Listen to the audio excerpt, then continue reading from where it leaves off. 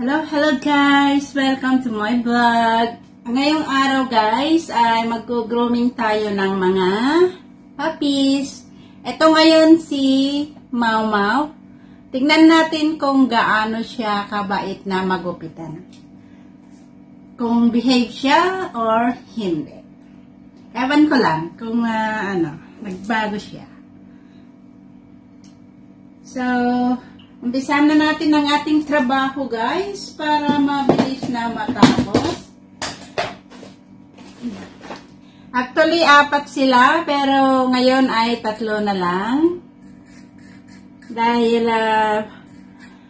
pumanaw na yung isa, si Tai-Check, noong 2 weeks ago. At very sad talaga ang aking amo nung pumanaw iyon dahil napakabait yun guys. Saka talagang malambing. Ito naman mabait siya pero hindi siya malambing. Ayaw niyang magpakarga. At saka tamad maglaro ito. Laging gustong nakahiga at tutulog. Ganun lang ginagawa nitong si Mau Mau. So, umpisan na natin kung paano natin i-groom si Mau Mau. Yan. So, nakatipid na naman ang ating amo dito guys. Dahil ang grooming dito ngayon ay napakamahal.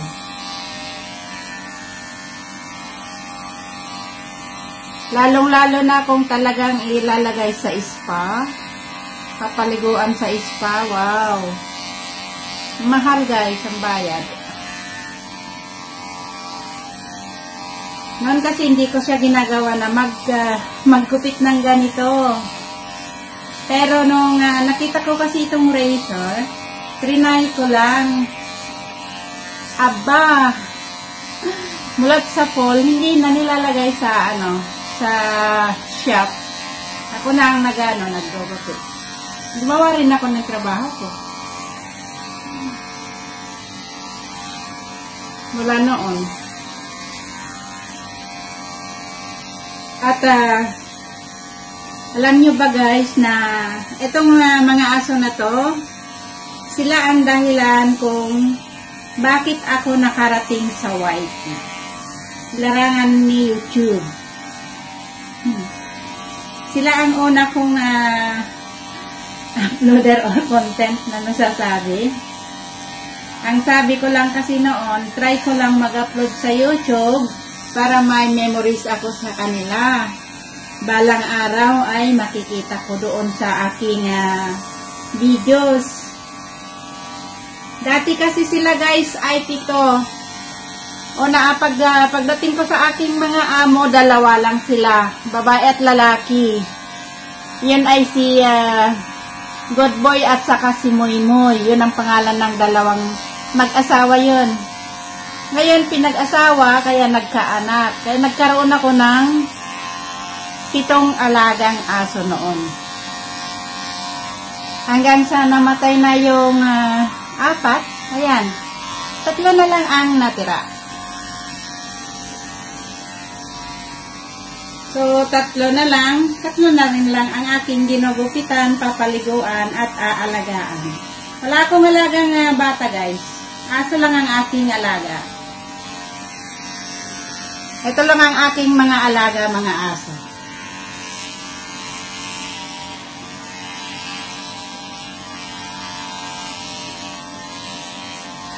Yan. So, hindi siya pumapiyok na magupitan. Yan. Hanggang alam ko guys ay ito ang unang papanaw noon. Kasi nagkasakit ito, ayaw niyang kumain. Saka ayaw niyang bumangon noon. Tapos, pinag-take ng vitamin lang. Tapos nag-gain siya. And then, okay. Pumalit naman yung isa, si Tai-Check. Biglaan lang nagkasakit yan guys. Parang na-stroke ba? Bigla na lang siya nalumpo, hindi siya makatayo. Kung hindi ko gagalawin, hindi siya talaga nakaka-move on or hindi siya nakakalakad, nakakatayo. Hindi siya nga ano ba yun? Pag ang posisyon niya ay ganito na hanggang hindi ko siya gagalawin na ibang posisyon. Ganun siya. Hanggang sa naano na siya, hanggang sa namatay na siya. Pero very peaceful siya. Nasa harapan ko pa siya, guys. Sakit, Iniyakan ko talaga yung aking si Taikik na yun. Kaalis lang ang amo ko noon.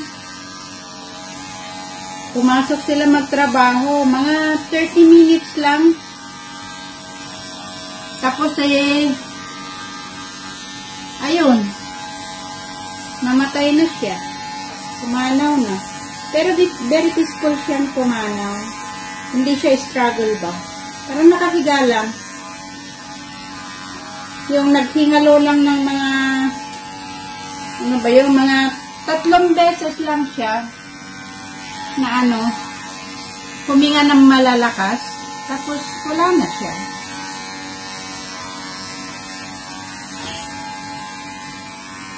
Kaya tinawagan ko ulit yung aking amo. Umuwi din sila on that day. After an hour, umuwi ang aking mga amo para asikasuhin yung si Taikik. At nagtawag ng kukuha para ipalibing sa ayun, may sementeryo din ng mga aso dito, guys. Saka ang mahal ng gastusin. Amo ko nakagasto ng mga 15,000 ba? Mahal, pampalibing. Kaya ayun, naantala ang aking sahod sa buwan na ito. Hindi pa ako sumahod, guys. Ay, buhay talaga. Pero mabait naman kasi sila, kaya naintindihan ko. Dahil hindi naman yung ang aking amo, guys, ay standard lang ang kanilang buhay. Kung gaano yung ba yun? Hindi naman sila kasi ang employee lang naman sila. Wala silang sariling negosyo, ganun. Kaya sumasahod lang sila ng mga 20 to 30K per month. Tama-tama lang pambayad sa bahay, pambayad sa tubig, sa kuryente, at saka sa ano ba yung tawag doon sa yun, parkingan. Yan, parkingan ng kanyang sasakyan. Mahal din yan kasi yung parkingan ng sasakyan. Mas mahal pa sa aking sahod, guys. 5,000 yun. Sa akin lang, sa 4 lang. 4,600 lang sahod ko. Mas mahal pa yung parking, bahay ng parking. Yung bahay ng parking. Bayad ng parking ng kanilang kotse. So, tipid-tipid lang ang aking mga amo. Ganon. Ayan, tapos na yan.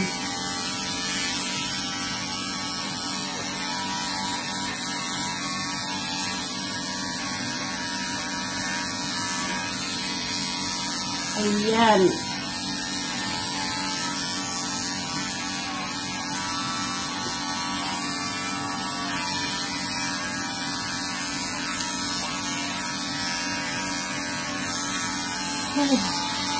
Mainit.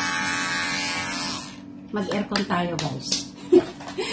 Talagang sobrang init. Kanta na.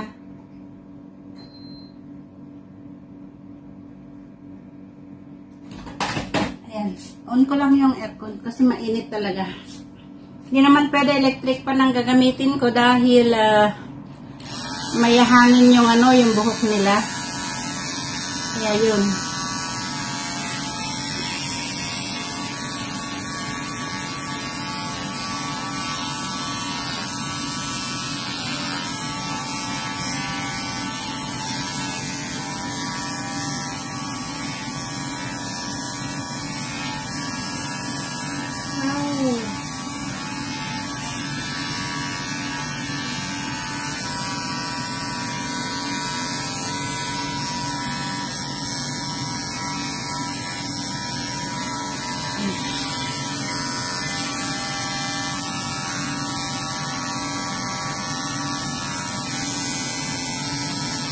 Ay, natutulog na itong ginugupitan ko, guys.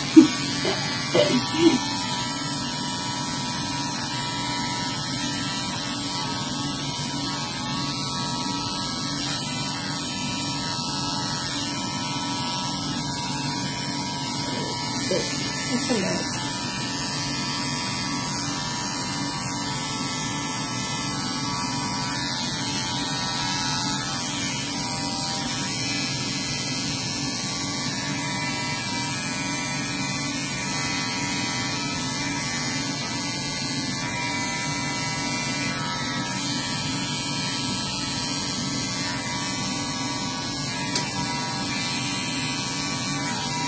So, hinay-hinay lang ang ating paggugupit dito sa kanilang fingernail or dito sa gitna-gitna ng kanilang paa. Dahil pag masusugat siya. Kaya, hinay-hinay lang. Ayan.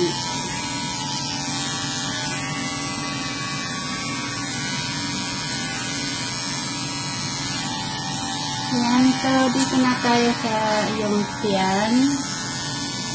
Ano ba yan?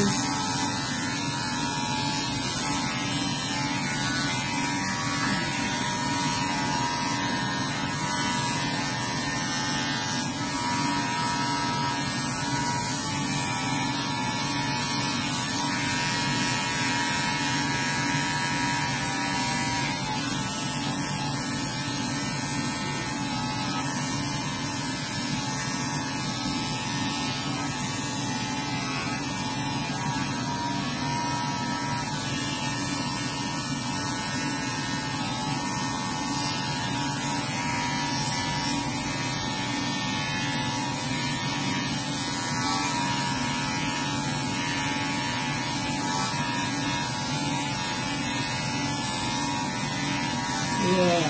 Okay. So, gusto niya magupitan to, guys. Talagang behave siya.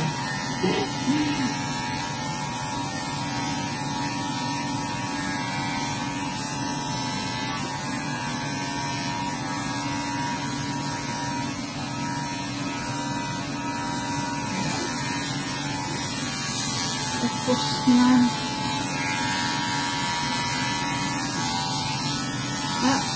Up.